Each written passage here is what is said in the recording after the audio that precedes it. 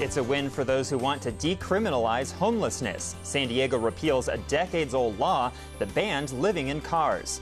Human research at San Diego's VA has the attention of Congress. iNewsSource broke the story, and soon it will get a hearing on Capitol Hill. And a new law intends to provide more transparency for police shootings and misconduct. But it's on hold for now as police unions mount a legal fight. I'm Andrew Bowen, and the KPBS Roundtable starts now.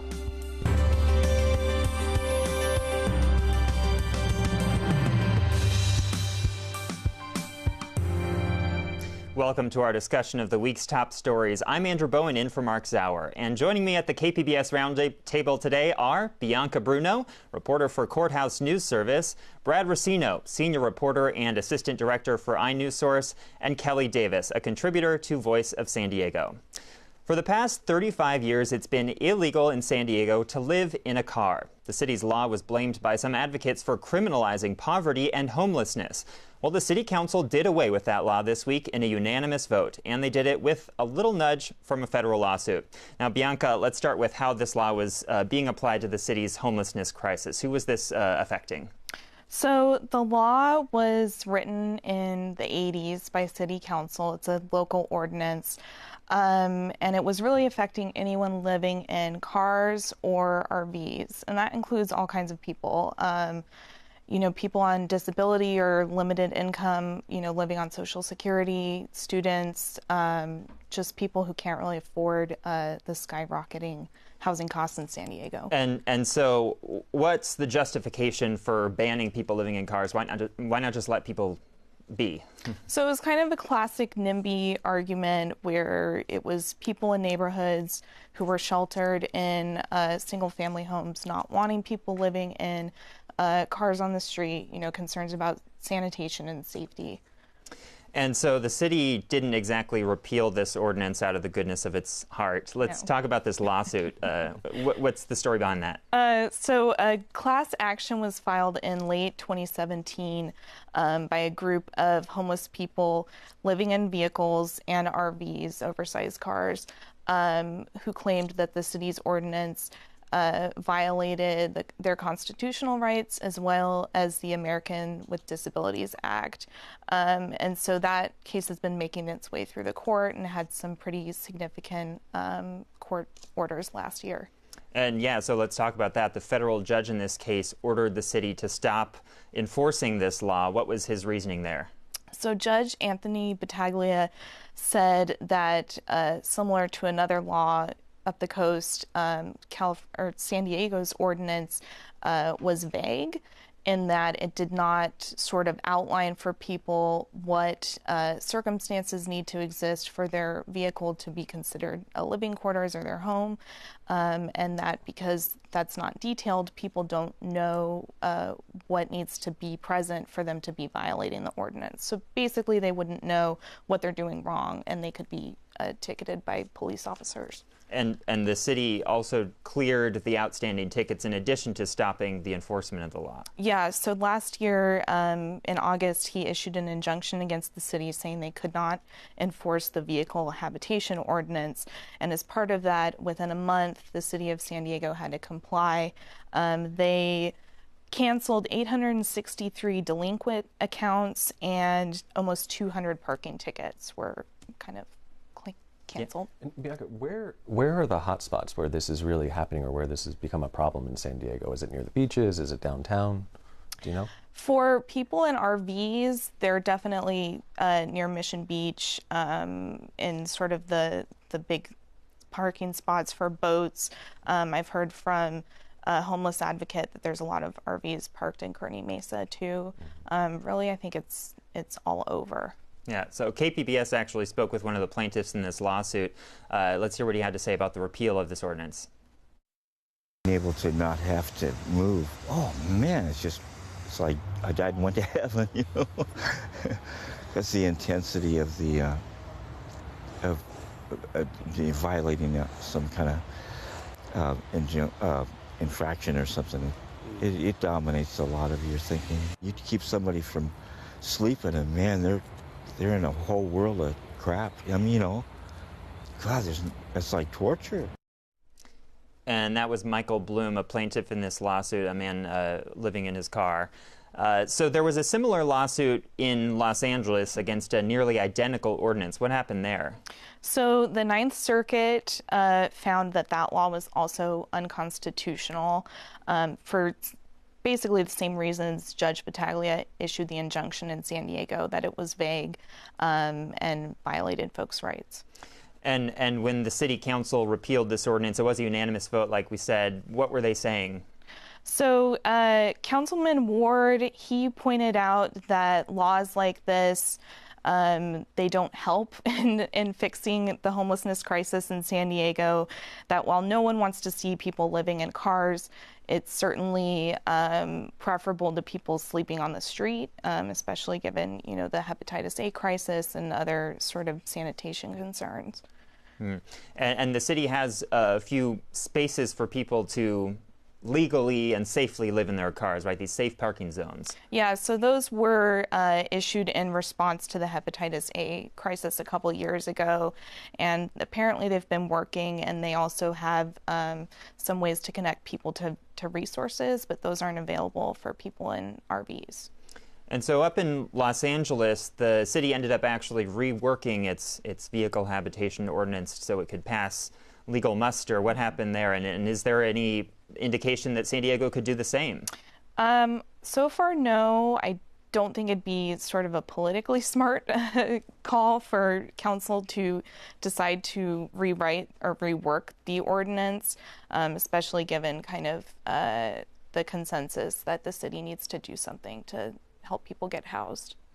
And this lawsuit that's filed by the disability advocates also targeted this recreational vehicle ordinance or oversized vehicle ordinance. What happened there? So they also sought an injunction to get the city to stop enforcing that law. It's a oversized vehicle ordinance. It doesn't allow people to park between 2 and 6 a.m. on city streets. So people in RVs kind of have to do this whack-a-mole strategy where they're, moving parking lot to parking lot so they're in compliance. But Judge Battaglia found that that law was not vague because it did kind of offer some guidelines for what people needed to comply with. And so that's still in effect? It's still in effect, and people are still being ticketed under it. I've asked the attorneys in the case if anyone's had their RV impounded since the lawsuit was filed, and she couldn't say. But aside from that 2 a.m., it's 2 a.m. to 6 a.m.? Sure. RVs can still, are RVs covered under... They can be legally parked on the sidewalk. Can they be legally parked on the streets? On the streets. Yeah. Okay. And lawyers for the plaintiffs in this lawsuit think that San Diego's decision this week, the city council's decision, could actually be a bellwether for similar laws across the country. Tell us about that. So San Diego, and sort of following suit with what happened in LA, that's serving as sort of a legal precedent for this to be followed throughout the country. The National Law Center on Homelessness and Poverty has said that vehicle habitation laws or laws outlawing living in vehicles are the fastest growing way that cities are criminalizing homelessness, and so they really expect more lawsuits to be filed throughout the country. And so on one hand, are these laws constitutional? On the other hand, it's just a question of, is this good policy? Is it working? Sure. Yeah. All right, well, that wraps up this segment. We do have to move on, but thanks for following this story, and been at it from the beginning pretty much. So, yeah, we'll be watching this as it plays out in court. So, the VA has had its share of bad press lately, with long wait times, poor communication with patients, and failure to stop high rates of veteran suicide. And as if that weren't enough, the VA is now being accused of allowing a doctor to perform risky and medically unnecessary procedures on veterans suffering from alcoholism and liver disease. That's said to have happened right here in San Diego, and soon the VA will have to answer to Congress. Now, Brad, you first reported this story back in November. Who is this doctor, and what was he allegedly doing to patients? So the doctor's name is Samuel Ho. He was the head of the gastroenterology section at the VA here in San Diego. He was also a professor at UCSD. Almost all of them at the VA have joint appointments at UCSD. And he was part of a federally funded study. It was a gigantic study that involved more than 10 different academic institutions and hospitals around the world, paid for, I think it was $6 million study. And what he was trying to do was look at ways of improving the diagnosis of liver inflammation in patients that have alcoholism. What he was accused of doing was taking liver biopsies from these veterans suffering from alcoholism through a procedure called a transjugular liver biopsy, which means going in through the neck and snaking something down to the liver and taking out a piece. Now, the accusation is that this procedure was not necessary for any reason. And the doctor is accused of passing this off at the VA as something called standard of care, which means that it's something that is required during the course of a normal medical evaluation or procedure. He's saying you need to have these biopsies done to diagnose you. The whistleblowers in this case are alleging that is not the case and that he was doing this mainly to get money and get published in scientific papers. So let's talk about those whistleblowers in this case. Who are they, and when did they raise the alarm about this study? So their names are Mario Choquier and Martina Buck. They first brought this to light in 2013, so this has been going on for almost 6 years. Mario is the head of the liver and transplantation clinic at the VA, also at UCSD. Martina was a researcher at UCSD and at the VA.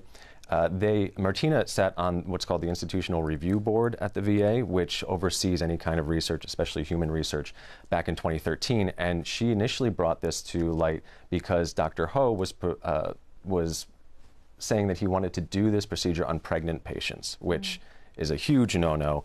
She brought that to the board. Things were changed. He was allowed to proceed by removing the pregnant patients from the study group. But as time went on and she kept raising her concerns and Mario started raising concerns, they started facing retaliation. And in 2016, they brought this to the Office of Special Counsel, which is a federal investigative agency that oversees whistleblower complaints. So there's one particularly gruesome detail about what happened to one of the patients in this study. What happened there? Well, I should say there were about 28 patients that we know of that went through this study over the years. And in our first story in November, we hadn't heard anything about what actually happened to any of them. And what we found recently was that one of the patients was a man suffering from hepatitis and cirrhosis and was diagnosed by many different doctors as saying you do not need a liver biopsy. But once Dr. Samuel Ho became aware of the patient, he said that he needed it done. And what happened was the man ended up coming out of the procedure oozing with blood from the biopsy procedure in his neck, covered in feces, confused. The next morning he woke up delirious. And that's the only patient that we know about that we have details on, but that's a pretty gruesome procedure. Yeah. And so who at the VA is responsible for making sure that these kinds of things don't happen? There are so many layers. It's unbelievable that this got through all of them. So there's what I mentioned before, the Institutional Review Board. There's another subcommittee, Research Safety Subcommittee. There's a Research Compliance Officer at the VA. Then there's the overall director of the VA. And then on the federal level, you have the Office of Medical Inspector at the VA and other federal institutions, the Office of Human Research Protection. So this found its way all the way through the chain, despite all the complaints, and was allowed to go on for years. If this isn't considered a standard of care, why your story talks about the whistleblowers being retaliated against? Why did they face retaliation if it seems so obvious that this doctor wasn't doing things properly? There is an unbelievable culture of retaliation at the VA that has been well documented over the years. There was a letter from former special counsel Carolyn Kerner to the President and Congress from 2014 that laid out the numbers, and I have them here. They're kind of astounding. In all of 2015, the Office of Special Counsel saw that out of all the federal agencies or all the federal employees that would go to the OSC, more than 35% of all complaints to the OSC came from the VA. And in 2014, the VA surpassed the Department of Defense in the number of complaints that came from their agency, even though the Department of Defense has twice the number of employees. So this is just a culture that has been going on for years and years. So the VA did an internal investigation into these allegations in 2017. What came of that? Their first investigation found that despite all the evidence, it was unsubstantiated, that there was basically no problem at the VA. Now, the Office of Special Counsel was charged with overseeing that investigation in a way and weighing in on whether it was a good investigation or a bad one. And they came back and said it was a completely unreasonable investigation. The OMI went back to the VA, or went back to interviewing people, and found that some of their complaints were substantiated. but the OSC still found it unreasonable in a letter to the President and Congress, and that has led to another visit from the OMI, which just happened a couple weeks ago, where they're reinvestigating the case. So lots of multiple investigations and reinvestigations and things like that. Yep. And now you spoke to Congressman Scott Peters of San Diego about this story, and he's saying that Congress is going to hold some hearings on it. What's going to happen there? Yeah, so the hearings, according to Congressman Scott Peters, will happen this spring. I didn't know much about how hearings actually function, so I asked him to break it down for us. And what he said is that it'll be one day. They will call in anywhere from 3 to 4 to 5 different people. They may be experts. They may be people within the VA to ask them questions. This Dr. Samuel Ho has gone to Dubai, and I asked, are they going to bring him back for this? And he said, probably not. What they'll ask for is some kind of statement from him that they'll read at the hearing. And then after, they'll talk amongst each other and decide what is the next course. Did the questions answer everything that they had in their minds, or do they feel like it needs to go to a next step and possibly bring in law enforcement? So long time before this completely plays out, but given that Dr. Ho is now in Dubai, if these accusations end up being proven true, is there any chance of him actually facing any consequences? It's a really good question, and I actually looked up extradition treaties between the U.S., and what I found is that Dubai, United Arab Emirates, does not have a treaty with the U.S., but they have extradited people in the past. Just in November, they extradited a British national to India for corruption charges, so it is possible that it could be brought back. And just a few seconds left on the segment, but you said the whistleblowers are facing retaliation. How are they seeing all of this new investigation now that it's coming to light? I think they're cautiously optimistic. Martina did lose her job over this.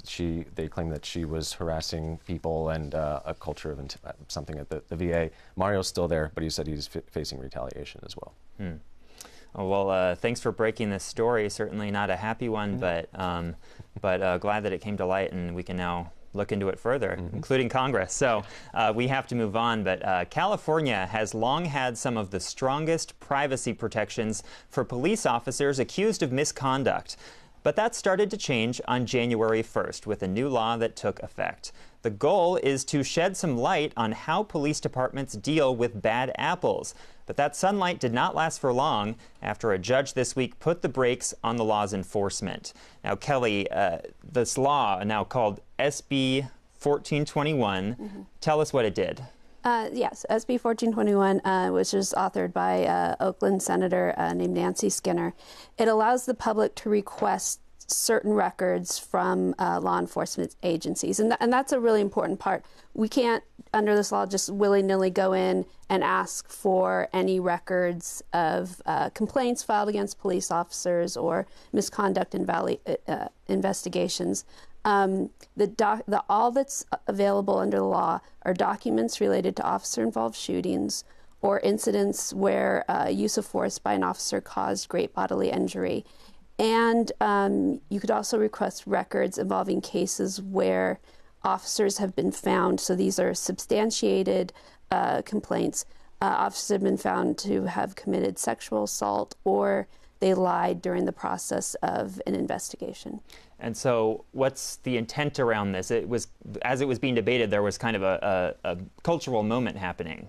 Yeah, I mean, it's part of a much larger effort over the last few years to shed more light on police practices, on racial profiling, on use of force, and give the public more information on what's really going on. And it was happening as Sacramento was dealing with this particularly noteworthy or newsworthy shooting of a black man. Yeah, the shooting of Stephon Clark, unarmed young black man who was shot 7 times in his grandmother's backyard by Sacramento police. That happened kind of right as SB 1421 started making its way through the committee process. And I feel like, and others have said, not just me, that case really kind of propelled this bill along. And so there have been, over the last dozen years or so, other attempts to give the public access to misconduct records. And many of those bills failed. They didn't even make it through the first committee hearing. This one made it through all the committees, passed the Senate, passed the assembly easily, was signed by Jerry Brown. So I do think what happened to Stephon Clark and other high-profile shootings, police misconduct cases, played a role. Yeah. Yeah. Definitely. And so there was a short window here in San Diego County where journalists and members of the public were able to get their hands on some of these records. What did everyone come up with? Yeah, so prior to 8 police unions filing a lawsuit to halt implementation of the law, that happened earlier this week. A couple of reporters from the Union Tribune, Greg Moran and Lindsay Winkley, they were able to get their hands on, they put in requests with police agencies throughout the county. These records are slow to be turned over because the police attorneys have to comb through, make sure there's nothing that needs to be redacted. But they got, actually, I think the most interesting one they got was involved an officer who, Chula Vista police officer, he resigned before he was fired because he was caught having sex on duty in this part of the community, like kind of a Park Hill area, where the community had complained people are going to this area to have sex, to engage in illegal activity. They were complaining, we need more police in this area. And the police officer ended up getting caught there doing exactly what the community was complaining other people were doing. So let's dive into this lawsuit. Who is suing and what are they arguing? Yeah, so it's 8 police unions, San Diego, I won't list them all, but San Diego, Coronado, Oceanside. They're represented by the same attorney, Rick Pinkard from Bobbitt Pinkard, well-known, very successful legal firm representing police unions. And so they asked a judge, their argument is that the law is not retroactive, that the only records the public can get their hands on are records created after January 1st, 2019. Nancy Skinner and others have said, no. The senator who authored the bill. Yeah, the senator who authored the bill said, no, this applies to all records in possession of a police department. So a judge agreed to put a stay on the law, halt the law, pending a March 1st hearing. He put this on a very quick timeline. So on March 1st, the unions will be back, and then there's some media organizations that are going to challenge and say, this should apply to all records. Yeah, and full disclosure here, KPBS is among those media organizations suing, or rather trying to defend the law and arguing that it is retroactive and records prior to 2019 should be included under the public access. Yeah, there's a very nice coalition of ACLU and various media organizations that have joined together. So you spoke with the attorneys representing the unions. He's not a fan of this law, to say the least. What did he tell you? Ultimately, it came down to he believes the law is designed to shame police officers and to make them second guess what they're doing out in the field. He says it will cause police to not be as proactive as they might be in a situation. So I think there's other reasons they're giving that it could be overly burdensome to turn over all these records. But the thing he kept going back to is this is intended to shame police. Mm-hmm. Bianca. Well, San Diego's dealing with a few lawsuits filed regarding this sheriff's deputy who was found to have sexually assaulted over a dozen women, I think close to 20, while in uniform. And, if a law like this existed a couple years ago, how might that have affected the way things turned out? This could be, there's other cases where we found that it's only once a case hits the criminal court or civil court that we find that an officer had a long history of misconduct. Really, I think the intent is to shine a light on things that the public never sees, in order to be kind of an early warning system that there's a culture in a department or there's a particular officer who maybe shouldn't be there or maybe needs more training or, should be fired. Just a few seconds left in this segment, but the judge issued a stay on this law affecting only the agencies that are named in the lawsuit, yeah? Correct. And so what happens after March 1st? What's gonna happen? What's the next step? If he agrees that the law is retroactive, then we're all free to put in our public records requests. If he agrees it only applies to records created after January 1st, I have a feeling there's going to be a challenge to that. Throughout the state, there are many other similar legal challenges. It's kind of a big mess. Yeah. So this is going to be really interesting to watch. Lots of cases going on. So thanks for your reporting on this. That does wrap up another week of stories at the KPBS Roundtable. I'd like to thank my guests, Bianca Bruno of Courthouse News Service, Brad Racino of iNewsSource, and Kelly Davis of Voice of San Diego.